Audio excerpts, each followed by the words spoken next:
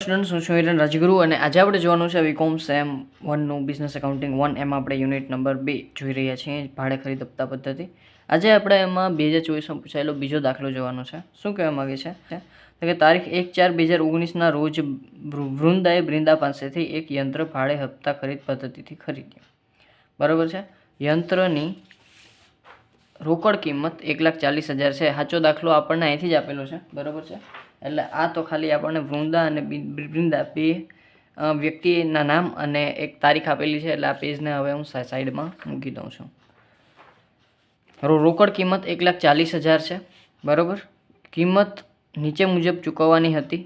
1/4/2019 એમાં 28,000. એટલે કે આ 1/4/2019 છે એ ત્યારે આપણે ખરીદી કરેલી છે અને ખરીદી વખતે આપણે ચૂકવેલા છે 1/4/2019ના.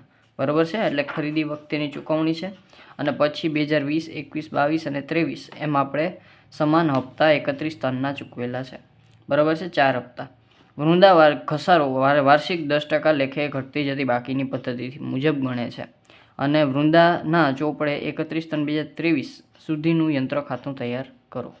આ વસ્તુ છે. બરાબર છે. વૃંદાના ચોપડે આપણે યંત્ર ખાતું તૈયાર કરવાનું છે. તો આ પ્રકારના સમ આપણે આમ ગણેલા છે. બરાબર છે. પ્લેલિસ્ટ તમને ડિસ્ક્રિપ્શનમાં મળી જશે. જો તમે ઇન્ટ્રોડક્શનનો વિડીયો ના જોયો તો પ્લીઝ જોઈ લેજો. ચાલો તો દાખલો સ્ટાર્ટ કરીએ. સૌપ્રથમ આપણે રોકડ કિંમત આપેલી છે. બરાબર. અને આપણને કીધું છે કે બાકીના બધા જે હપ્તા છે એ સમાન છે અને આમાં આપણને જે છે એ વ્યાજની ટકાવારી આપેલી નથી. બરાબર છે. તો આવો એક કેસ આપણે કદાચ આવી ગયો તો. બરાબર છે. તો આમાં આપણે છે એ પહેલાં તો વ્યાજ ફાઇન્ડ આઉટ કરવું પડશે કેટલું છે. બરાબર છે. અને વ્યાજને અલગ કરી અને રોકડ કેટલી છે એ નક્કી કરવું પડશે. પછી આપણે ઘસારાની ગણતરી ઘટતી જતી બાકીની પદ્ધતિથી ગણી અને યંત્ર ખાતું તૈયાર કરશું. બરાબર છે. તો પહેલાં આપણે મેં યંત્ર ખાતું ઓલરેડી તૈયાર કરી લીધું. તારીખ વિગત રકમ. બરાબર છે. તો હવે સૌપ્રથમ આપણે છે એ શું કરશું તો કે અહીંથી આપણે ગણતરી ચાલુ કરીએ. તો પહેલાં આપણે કેટલું વ્યાજ સમાયેલું છે એ જોવાનું છે. બરાબર. તો રોકડ કિંમત આપણને આપેલી છે. તો એ આપેલી છે આપણને 1,40,000. બરાબર છે. અને કરાર કિંમત એટલે જેટલું આપણે ચૂકવવાનું છે બધી જ વસ્તુ. તો કરાર કિંમત એ કેટલી આપેલી છે તો કે એ આપણને જો 28,000 આપણે શરૂઆતમાં ચૂકવ્યા છે. બરાબર. જ્યારે આપણે ખરીદી કરી છે ત્યારે કરાર વખતે. અને બાકીના 35,000ના 4 સમાન હપ્તા છે. બરાબર છે. તો એ બધેનો ટોટલ આપણે કરશું. બરાબર. 35,000 એને ગુણ્યા 4 એટલે કે 35 ચોક 140,000 અને પ્લસ 28,000 આપણે પ્રથમ શરૂઆતમાં ભર્યા એટલે એ આવશે 68,000. 1,68,000 આપણી શું થશે કરાર કિંમત. બરાબર. તો હવે મારે વ્યાજ શોધવું છે. તો આપણે રોકડ કિંમત એટલે કે જો આપણે યંત્ર રોકડેથી ખરીદવા જઈએ તો આપણને 1,40,000નું પડે. મને કરાર કિંમત છે આપણી 1,68,000 એટલે આપણે ચૂકવીએ છીએ બધાય થઈને 1,68,000.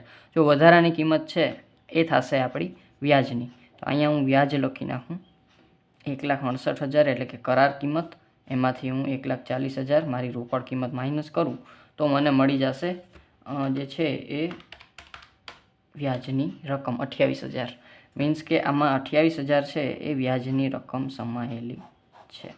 હવે આ તો મારે ટોટલ વ્યાજની વાત થઈ ગઈ. આ વાત થઈ ગઈ કે બધું થઈને મારે વ્યાજ છે એ 28,000 છે એ સમાયેલું છે. બરાબર. હવે મારે શું કરવાનું છે તો કે હવે આમાં દરેક હપ્તામાં કેટલું વ્યાજ સમાયેલું છે એ જોવાનું છે. તો દરેક હપ્તાની રકમ છે એ સમાન છે એટલે આપણે રૂલ પ્રમાણે જવાનું છે કે જો દરેક હપ્તાની રકમ સમાન હોય અને આપણને વ્યાજની ટકાવારી ના આપી હોય તો જે વધારાનું વ્યાજ સમાયેલું છે બરાબર એ કયા પ્રમાણમાં હશે તો કે ઉતરતા ક્રમમાં. બરાબર છે. એટલે કે તમે છે એ ઉતરતા ક્રમમાં એનું પ્રમાણ આપી શકો છો.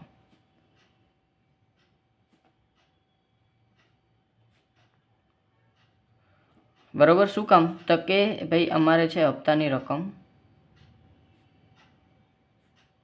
સરખી છે.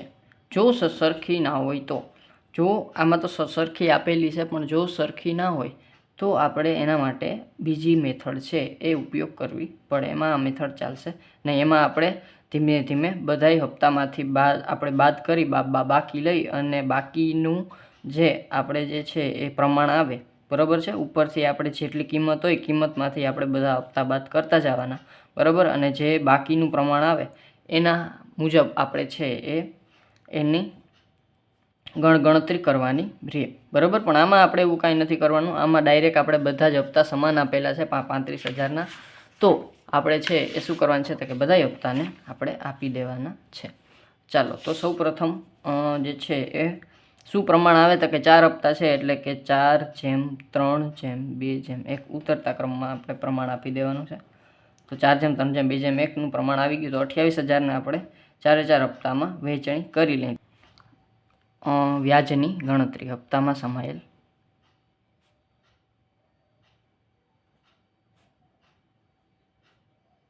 વ્યાજની ગણતરી, બરાબર. અને વ્યાજનું પ્રમાણ છે 4/3/2/1, બરાબર છે. તો પહેલાં પ્રથમ હપ્તામાં વ્યાજ કેટલું છે તો કે 28,000 ટોટલ વ્યાજ છે અને એની 4/10. કઈ રીતે આવ્યું મેં તમને કહી દીધું, બરાબર છે. તો 28,000 × 4/10 તો એ થઈ જશે 11,200. બીજા હપ્તામાં વ્યાજ 28,000 × 3/10 તો 28,000 × 3/10 એ આવશે 8,400. ત્રીજા હપ્તામાં વ્યાજ કેટલું છે તો કે 28,000 × 2/10 એટલે કે 28,000 × 2/10 આપણી પાસે 5,600. અને ચોથા હપ્તામાં વ્યાજ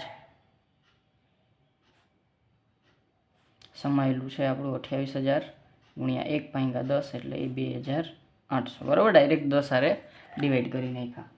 ચાલો, તો વ્યાજ કેટલું સમાયેલું છે એ આપણે ખબર પડી ગઈ. વ્યાજમાં હપ્તામાં રોકડ કેટલી સમાયેલી છે એ આપણે જોઈ લઈએ, બરાબર છે. તો હપ્તામાં સમાયેલ રોકડની ગણતરી, અને સાથે સાથે આપણે છે એક ગણતરી બીજી કરતા જઈ, જે છે એ આપણે ઘટતી જતી બાકીની પદ્ધતિએ આપણે શું કરવાનું છે તો કે ઘસારાની ગણતરી કરવાની છે. તો અહીંયા આપણે ઘટતી જતી બાકીની પદ્ધતિથી જે છે એ ઘસારાની ગણતરી, બરાબર છે. તો અહીંયા હું છે એ વિગત કરતાં આપણે તારીખ આપી છે તો તારીખ જ લખી નાખીએ. પ્રથમ હપ્તો, બીજો હપ્તો એમ લખું તારીખ. પછી અહીંયા આપણે છે એ હપ્તો જેટલાનો હોય એટલો, બરાબર, એમાંથી આપણે બાદ કરશું વ્યાજ, બરાબર છે. અને જે વધશે એ આપણી રોકડ, બરાબર છે. ચાલો, તો સૌ પ્રથમ આપણે છે તારીખ આપી છે. પહેલી તારીખે આપણને 1/4/2019 એટલે કરાર વખતે શું થાય છે તો કે 28,000 આપણે આપીએ છીએ તો હપ્તામાં 28,000 લખશું, પણ એ આપણે કરાર વખતે ચૂકવીએ છીએ એટલે એમાં કોઈ વ્યાજ સમાયેલું હશે નહીં, એટલે રોકડ આપણે 28,000 ચૂકવીએ છીએ. પછી આપણે 31/3/2020ના રોજ આપણે છે 35,000નો હપ્તો ચૂકવીએ છીએ. શરૂઆતમાં વ્યાજ આપણું કેટલું હતું 11,200. તો અહીંયા આપણે બાકી વ્યાજ આપણે 11,200, બરાબર છે. અને એને આપણે માઇનસ કરશું 35,000માંથી 11,200 એટલે એ આવશે 23,800, બરાબર. પછી ત્રીજા નંબરમાં ત્રીજો હપ્તો છે 31/3/2021ના રોજ 35,000નો. એમાં વ્યાજ આપણું સમાયેલું છે 8,400નું, બરાબર છે. તો અહીંયા આપણે 8,400 35,000માંથી માઇનસ કરશું તો એ આવશે 26,600. અને ત્રીજા નંબરમાં 31/3/2022ના રોજ આપણે છે 35,000નો હપ્તો, વ્યાજ આપણે 5,600નું છે. તો 35,000માંથી 5,600 માઇનસ એટલે 29,400. અને 31/3/2023ના રોજ 35,000નો હપ્તો છે અને કેટલાનું વ્યાજ છે તો કે 2,800નું. 2800નું વ્યાજ 35,000 માઇનસ 2,800 એટલે એ આવશે 32,200. ટોટલ કરી નાખશું. કુલ રોકડ આપણને જેટલી આપણી રોકડ કિંમત છે એટલી મળી જશે. 26,600, 29,400 અને 32,200 એટલે 1,40,000 જે આપણી રોકડ કિંમત છે. અને આનું આપણે કંઈ કામ નથી ને આ વ્યાજ આપણી રકમ જે 28,000 હતી એ આવશે. બરાબર. ચાલો, તો અહીં સુધીનું કામ કમ્પ્લીટ થઈ ગયું. આપણે વ્યાજ કેટલું સમાયેલું છે એ ખબર પડી ગઈ અને દરેક દરેક હપ્તામાં રોકડ કેટલી સમાયેલી છે એ ખબર પડી ગઈ. બરાબર છે. તો હવે આપણે ઘટતી જતી બાકીની પદ્ધતિથી ઘસારો જે છે એ ગણતા જશું અને સાથે સાથે આપણા યંત્ર ખાતામાં એન્ટ્રી કરતા જશું. બરાબર છે. ચાલો, તો અહીંયા આપણે થોડીક વિગત લખી નાખીએ. તારીખ આધાર એટલે કે જે આપણે આધારમાંથી ઘસારો ગણવાનો છે એ. બરાબર છે. પછી તારીખ આધાર, પછી અહીંયા આપણે ઘસારો અને અહીંયા જે આવશે એ આવશે બાકી. બરાબર. બાકી એટલે હવે આપણે જેટલી ચૂકવવાની બાકી છે એ. ઘસારો હંમેશા રોકડ કિંમત ઉપર હોય. બરાબર છે. ચાલો, તો પહેલાં આપણે યંત્ર ખાતામાં આવી જઈએ. યંત્ર ખાતામાં તમને એનો કોન્સેપ્ટ ખબર જ છે.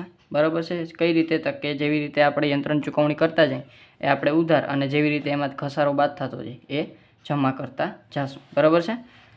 ચાલો, તો શરૂઆતમાં આપણે ચૂકવણી કરીએ છીએ રોકડની. બરાબર. તો પહેલાં તો એ ચૂકવશું 1/4/2019 રોજ. તો યંત્ર ખાતે ઉધાર. બરાબર. અને તે બ્રિંદા ખાતે. બરાબર. બ્રિંદા કોણ છે? તો કે બ્રિંદા સર આપણે જેની પાસેથી ખરીદી કરીએ છીએ ને એ છે બ્રિંદા પાસેથી. બરાબર. એટલે કે બ્રિંદા ખાતે વૃંદા લખશે. બરાબર છે. તો અહીંયા આપણે 1/4/19. બરાબર. અહીં લખશે બ્રિંદા ખાતે કેટલા ટકે? 28,000. બરાબર. હવે 1/4 થી 31/3/2020માં આપણને એક હપ્તો ચૂકવવાનો આવે છે 35,000. બરાબર. તો એ હપ્તામાં આપણે રોકડ કેટલી સમાયેલી હશે? તો કે એ હપ્તામાં રોકડ સમાયેલી હતી આપણી જે છે એ 23,800. બરાબર. 23,800ની રોકડ સમાયેલી હતી. તો આપણે અહીં લખશું 31/3/2020 કારણ કે આપણો હિસાબી વર્ષ પૂરું થઈ જાય છે. તો બ્રિંદાને આપણે ચૂકવશું કે નહીં? તો કે રોકડની જ ગણતરી કરીશું, રોકડની જ ચૂકવણી કરશું 23,800. તો અહીંયા આપણે લખી નાખશું 23,800 અને 31/3/2020ના રોજ આપણું વર્ષ પૂરું થઈ જાય છે એટલે આપણે ઘસારાની ગણતરી કરશું. તો ઘસારાની ગણતરી કઈ રીતે કરશું? 31/3/2020ના રોજ તો કે આધાર લેશું આપણે પૂરેપૂરા 1,40,000 ઉપર ઘસારો થશે. બરાબર. અહીંયા આપણે 1,40,000ની રોકડ કિંમત હતી અને એના ઉપર કેટલા ટકા? તો કે 10%નો ઘસારો કીધો છે ઘટતી જતી બાકી. બરાબર છે. જે 10%ની ઘટતી જતી બાકીની પદ્ધતિ છે એના ઉપર આપણે 10%નો ઘસારો કીધો છે. તો 1,40,000ના 10% 14,000 માઇનસ કરશું, 12 મૂકી દઈ -14,000. તો એ આવી જશે આપણી પાસે 1,26,000ની બાકી. ચાલો, અત્યારે હું કેલ્સીમાં અને આમ નામ રાખું છું. પછી અહીંયા આપણે લખી નાખશું 31/3/2020ના રોજ જે ઘસારો ગણ્યો હતો યંત્ર ખાતે જમા. તો અહીં લખશું આપણે ઘસારા ખાતે કેટલા છે? તો કે 14,000 જે આપણે ઘસારો આવ્યો હતો. હવે આને આપણે બંધ કરશું. વર્ષ પૂરું થઈ ગયું. હવે કાંઈ કરવાનું રહેતું નથી. તો 28,000 પ્લસ 23,800 એટલે 51,800. તો 51,800 અને આ જે હશે એ આપણે બાકી ક્યાં લઈ જશું? આગળ લઈ જશું. 31/3/2020 બાકી આગળ લઈ ગયા. કેટલી આવશે? તો કે માઇનસ કરશું 1,40,000 એટલે 88,200. ચાલો, એક જ મિનિટ. 88,200 માઇનસ 51,800માંથી 14,000 માઇનસ એટલે એ આવશે 37,800. ચાલો, બાકી આગળ લઈ ગયા. તો અહીંયા આવશે 1/4ના રોજ 2020નો બાકી આગળ લાવ્યા 37,800. ચાલો, પછી બીજા નંબરમાં હવે આપણે અહીંયા ચૂકવશું બ્રિંદાને પાછું. બરાબર છે. બીજો હપ્તો 31/3/2021ના રોજ ડાયરેક્ટ 21 લખી નાખું છું. બરાબર. 21ના રોજ આપણે હપ્તો ચૂકવશું. કેટલાનો? એમાં રોકડ કેટલી હશે બીજા હપ્તામાં? તો અહીંયા હું લખી નાખું પ્રથમ, બીજો, ત્રીજો અને ચોથો. બરાબર છે. તો બીજા હપ્તામાં આપણે રોકડ કેટલી હશે? તો કે રોકડ હશે 26,600ની. તો 26,600 આપણે બ્રિંદા ખાતે લખશું.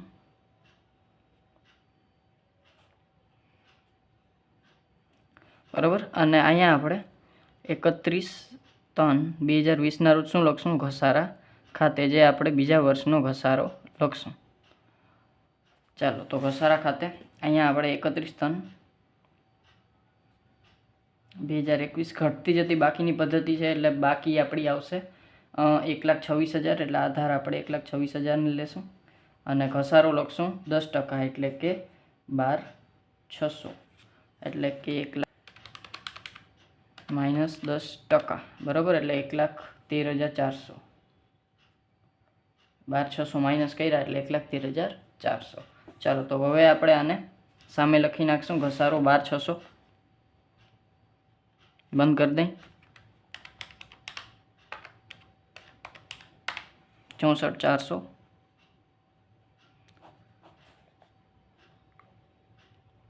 એમાંથી 12,600 માઇનસ એટલે આવશે 51,800. ચાલો, તો આ આવશે 31/3/2020ની આખરની બાકી. તો બાકી આગળ 31/3/2021 નહીં કે 20ની બાકી આગળ લઈ ગયા.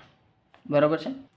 ચાલો, પછી ત્રીજા નંબરમાં હવે આપણે વળી પાછી બાકી આગળ લઈ આવીએ. 1/4/2021નું બાકી આગળ લાવ્યા. કેટલું છે? તો કે 51,800.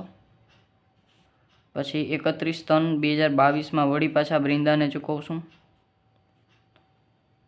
કેટલા ચૂકવશું બ્રિંદાને ત્રીજા હપ્તામાં? તો કે ત્રીજા હપ્તામાં 29,400. તો અહીંયા આપણે લખશું 29,400. વળી પાછો ઘસારો ગણશું 31/3/2022માં ઘસારા ખાતે. કેટલો ઘસારો થશે? તો કે અહીંયા આપણે 31/3/2022માં બાકી હતી 1,13,400. બરાબર. એના ઉપર 10%નો ઘસારો એટલે 11,340. બરાબર છે. ગુણ્યા 10% એટલે 11,340 માઇનસ કરશું એટલે 1,20,260. બરાબર. 1,20,260 આપણી બાકી આવશે. પછી 11,340 અહીં ઘસારો અને બાકી લઈ જશું આગળ 31/3/2022ના રોજ જે છે એ બાકી આગળ લઈ ગયા. તો 51,800 પ્લસ 29,400 એટલે એ આવશે આપણી પાસે 81,200. એમાંથી માઇનસ કરશું 11,340 એટલે એ આવશે આપણી પાસે 79,860. ચાલો, પછી આને બાકીને આગળ લઈ આવશું. 1/4/2023 બાકી આગળ લાવ્યા 69,860. બરાબર છે. ચાલો, પછી એમાં આપણે વળી પાછું બ્રિંદાને ચૂકવશું 31/3/2023ના રોજ. કેટલા? ચોથો હપ્તો આપણો. એમાં રોકડ કેટલી હતી? 32,200ની. તો અહીંયા આપણે લખશું બ્રિંદા ખાતે 32,200. અને અહીંયા આપણે ઘસારો ગણશું 31/3/2023ના રોજ ઘસારા ખાતે. કેટલું છે? તો કે ઘસારો કેટલો છે? તો કે હવે આપણે અહીં લાસ્ટમાં 31/3/2023 બાકી હતી 1,20,060ની, સોરી 1,02,060ની. અને એમાં ઘસારો આપણે 10% એટલે 10,206 આપણો ઘસારો થાય. અને બાકીનું કામ કંઈ કામ નથી, પણ તો છતાંય આપણે લખી નાખીએ 91,854. બરાબર. પણ આનું હવે કંઈ કામ નથી, કારણ કે હવે આપણે ઘસારો ગણવા નથી. ચોથા નંબરમાં વાત પૂરી થઈ ગઈ. આપણે માત્ર 31/3/2023 સુધી જ ગણવાનું છે. બરાબર. એટલે અહીંયા આપણે લાસ્ટ થશે હવે ઘસારો જે છે એ 10,206 અને અહીંયા 31/3/2023 23ના રોજ બાકી આગળ લઈ ગયા. ચાલો તો બંધ કરી દઈ ખાતું. બરાબર છે. 79,860 પ્લસ 32,200 એટલે એ આવશે 1,20,060. સોરી, હા, 1,02,060.